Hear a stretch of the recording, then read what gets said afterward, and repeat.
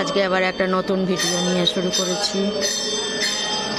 আজকে এসেছি গোপাল মন্দিরে, রাধাকৃষ্ণের মন্দির। সুন্দর পুজো দেখাচ্ছি।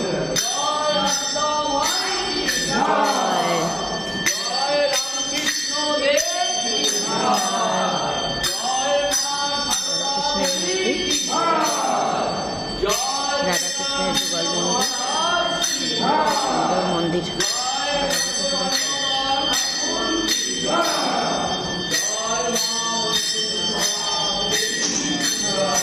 আপনারা দেখুন, আস্তে আস্তে করে দেখানোর চেষ্টা করছি কত সুন্দর মন্দির। মণিকুন্তলা দেবী, শ্রী মামনি মণিকুন্তলা দেবীর মন্দির।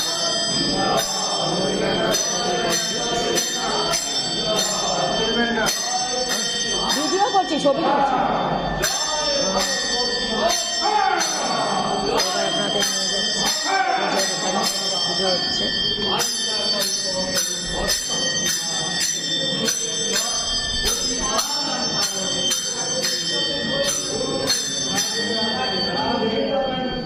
জয় রাধা। কঠিন লাগলেও এটাকে শুনতে হবে। একটু কঠিন লাগতে পারে, কিন্তু জিনিসটাকে শুনতেই হবে। আত্মা কি, পরমাত্মা কি। আমি এখন আর কথা বলছি না, উনি বাবা কথা বলছেন। দেখানোর চেষ্টা করছি সামনের থেকে পুজো। ভালো আছো? হ্যাঁ, দাঁড়াও আমি প্রণামী দেবো, একটু ছবিটা তুলে।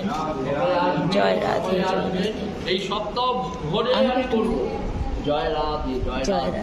আপনাদের জন্য আমি অধ্যয়ন করি রাত্রিবেলা, অনেক ধরে, রাত্রি 1টা, 1:30, 2 পর্যন্ত। তবে সপ্তাহে একটা দিন আমি অবশ্য মহামিলন মঠে যাই, সেটা বলে দিলাম। না, মহামিলন রাধাকৃষ্ণ, আপনার বই আমি রাধাকৃষ্ণের ছবি, এখানে পুজো দেন। হ্যাঁ হ্যাঁ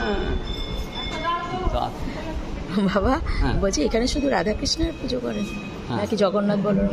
জগন্নাথ বলরাম, হ্যাঁ। আচ্ছা, জগন্নাথ বলরাম মতে। আচ্ছা, যিনি জগতের না তিনি জগন্নাথ।